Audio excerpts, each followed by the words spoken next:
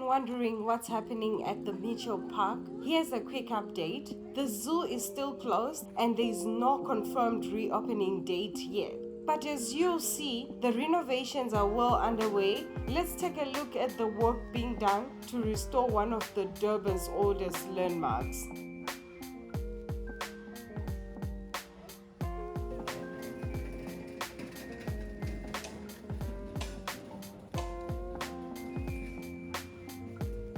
What are your memories of Mitchell Park?